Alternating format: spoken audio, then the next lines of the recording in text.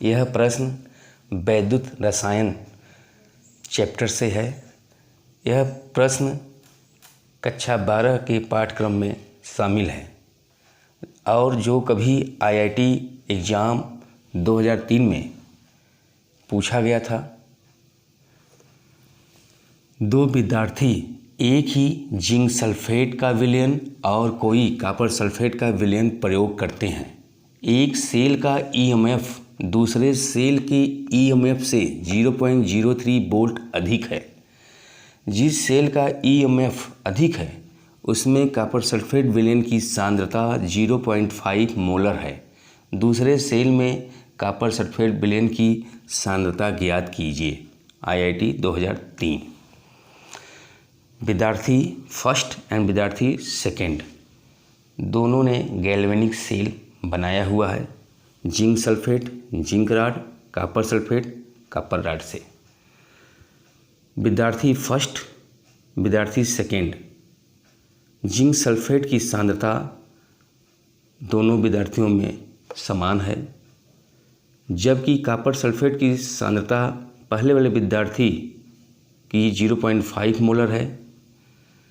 दूसरे वाले विद्यार्थी की कॉपर सल्फेट विलयन की सांद्रता निकालनी है और दोनों के गैल्वेनिक सेल दिए गए हैं और दोनों गैल्वेनिक सेल में जो अभिक्रियाएँ संभव हैं Zn plus copper 2 plus ion raise to zinc 2 plus ion plus copper धातु के रूप में ये दोनों गैल्वेनिक सेल में अभिक्रियाएँ हो रही हैं।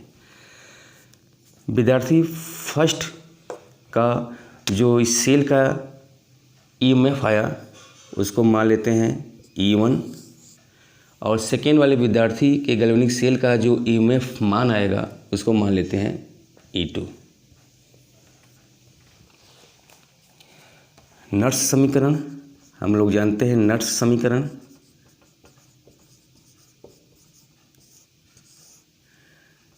ई सेल बराबर E not cell minus 0.059 upon n log base 10 Kc साम्य स्थिरांक। ये फार्मूला है। Kc साम्य स्थिरांक n त्याग किए गए या ग्रहण किए गए इलेक्ट्रॉनों की संख्या।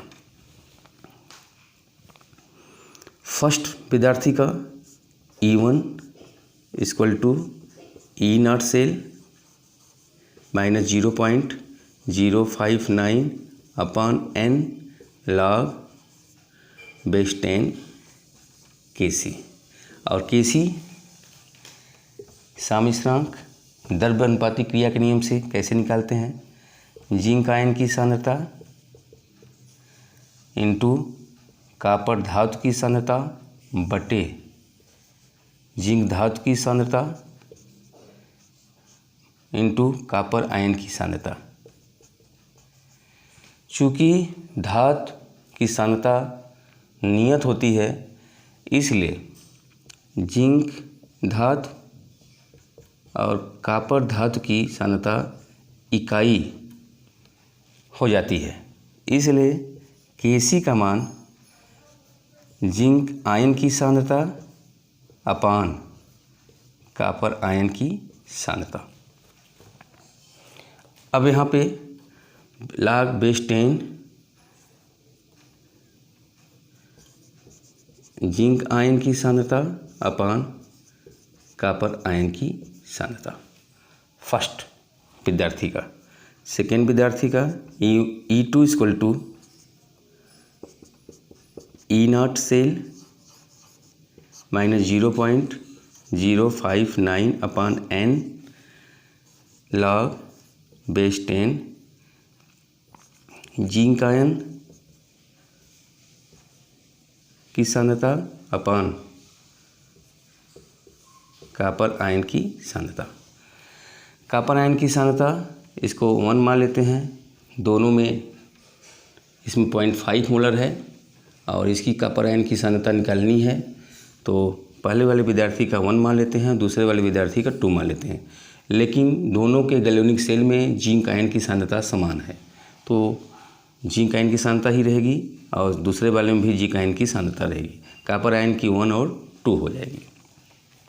अब पहले वाले विद्यार्थी का जो ईएमएफ है प्रश्नानुसार 0.03 वोल्ट अधिक है, तो E1 माइनस E2 जब निकालेंगे वैल्यू तो E0 सेल माइनस 0.059 अपान n लॉग जिंक आयन की सांद्रता अपान कॉपर आयन फर्स्ट की सांद्रता, फिर माइनस ब्रैकेट में E0 सेल माइनस 0.059 अपान n log base 10 zinc ion की सांद्रता अपान कॉपर 2 प्लस आयन की सांद्रता 2, इसको मान लेते हैं। ये है ब्रैकेट बंद। चूँकि गैल्वेनिक सेल जिंक सल्फेट और कॉपर सल्फेट से दोनों विद्यार्थियों ने बनाया है, इसलिए जो E0 सेल की वैल्यू है वो दोनों सेल के लिए, दोनों विद्यार्थियों के लिए सेल के लिए समान होगी। E0 सेल का जो मान है दोनों विद्यार्थियों के लिए वो क्या होगी, इक्वल होगी, समान होगी। तो ध्यान रखिएगा। तो E0 सेल की वैल्यू फर्स्ट विद्यार्थी के लिए और E0 सेल की वैल्यू सेकेंड विद्यार्थी के लिए, दोनों के लिए क्या होगी, समान होगी। अब इसकी वैल्यू जो है कितनी है, 0.03 volt equal to a value और ये वैल्यू क्या हो जाएगी, कैंसिल हो जाएगी, माइनस वैल्यू जो है 0.059 अपान n log base 10 zinc ion की सांद्रता बटे कॉपर आयन की सांद्रता first minus minus plus plus 0.059 अपान n प्लस हो जाएगा लॉग बेस 10 जिंक आयन की सांद्रता बटे कॉपर आयन की सांद्रता 2, ये बनेगा 0.03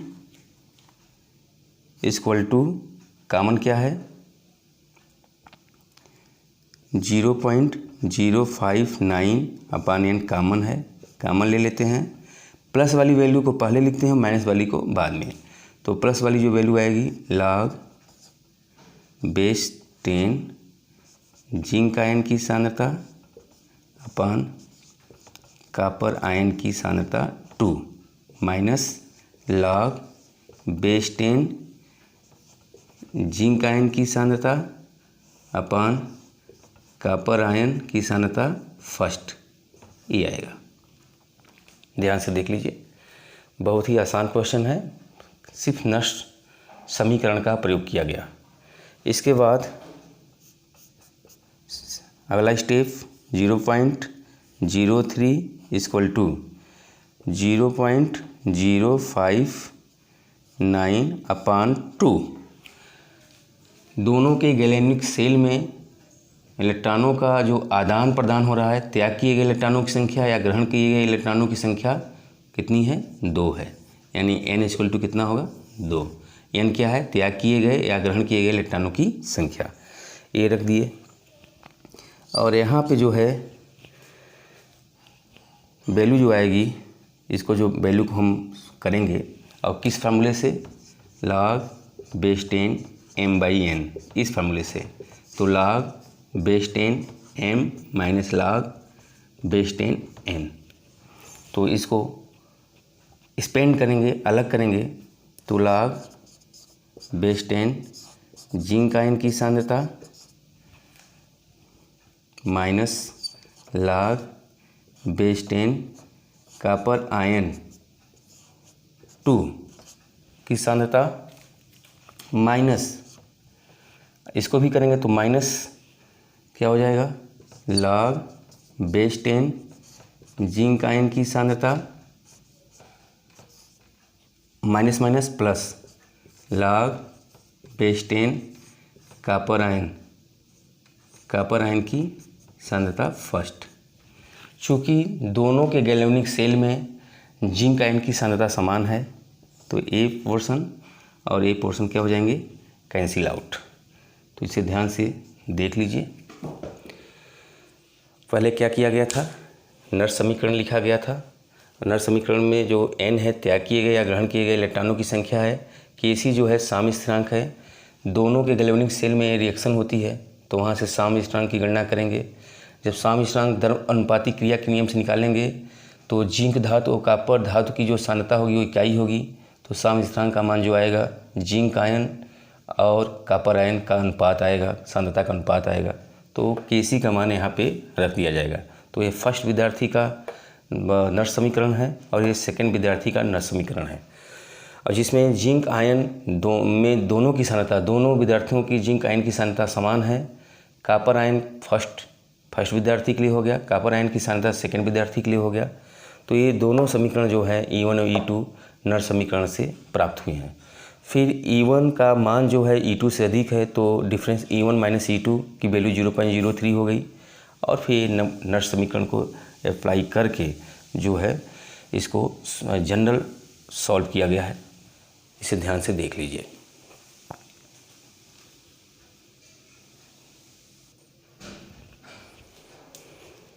इस समीकरण को ऊपर लिखते हैं 0.03 इक्वल टू 0.059/2 क्या आया है, minus log base 10 copper ion की सांद्रता दूसरे वाले विद्यार्थी की और प्लस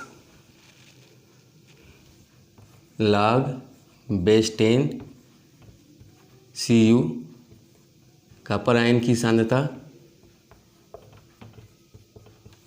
फर्स्ट विद्यार्थी की आई हुई है।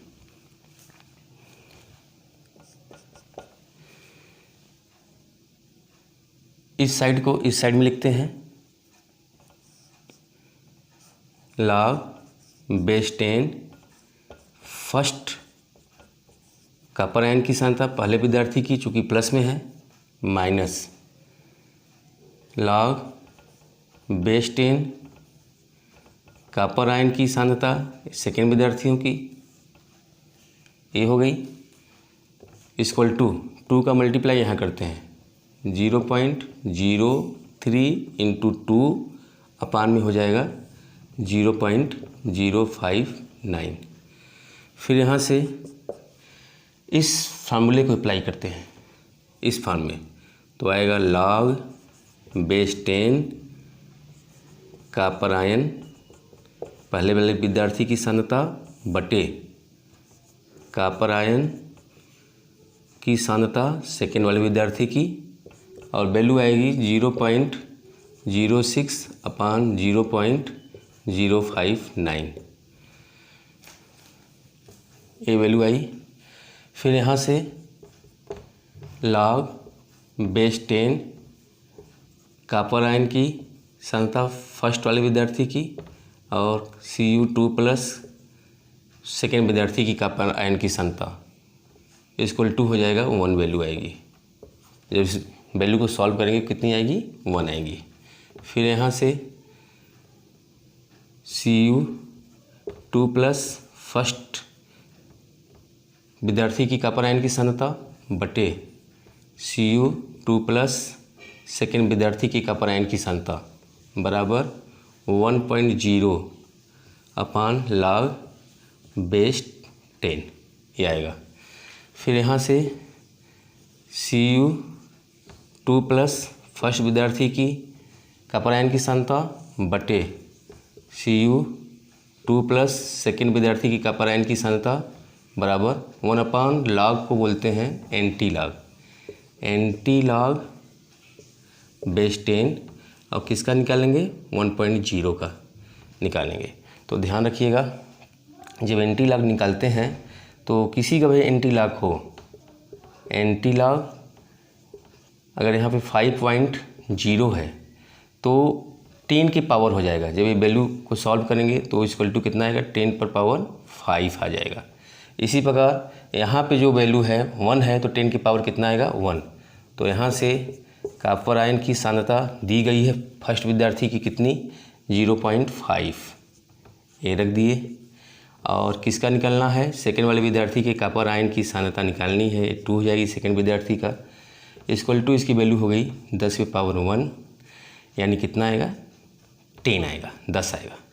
ये ध्यान से देख लीजिए, ये रूल है, नियम है कि पॉइंट के इधर जितने भी रहेंगे एंटी लॉग अगर निकालते हैं पॉइंट की इस साइड में, जैसे 5 है तो 10 पावर 5 हो जाएगा, 6 है तो 10 पावर 6 हो जाएगा, इस प्रश्न में 1 है तो 10 पावर 1 हो जाएगा, ये वैल्यू आएगी।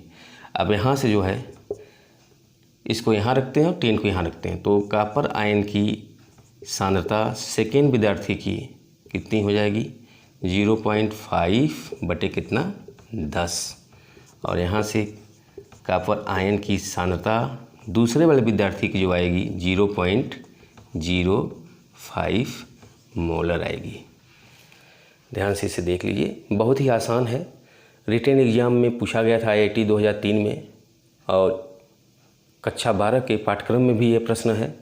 प्रश्न बहुत अच्छा है, सॉल्व करने का तरीका देख लीजिए। उम्मीद करता हूँ कि आप लोगों को यह प्रश्न समझ में आया होगा। तो पहले वाले विद्यार्थी की जो सांद्रता थी कॉपर आयन की सांद्रता जो पहले वाले विद्यार्थी की थी वो 0.5 मोलर थी। कैलकुलेट करने के बाद जो सेकेंड विद्यार्थी के गैल्वेनिक सेल में जो कॉपर सल्फेट का प्रयोग किया था वहाँ कॉपर आयन की जो सांद्रता प्राप्त हुई वो 0.05 मोलर, यानी दूसरा वाला जो विद्यार्थी है वो कॉपर सल्फेट की जो सांद्रता का प्रयोग किया था वो 0.05 मोलर का प्रयोग किया था। इसलिए दोनों की EMF मान में 0.03 वोल्ट का अंतर आया था। Thank you.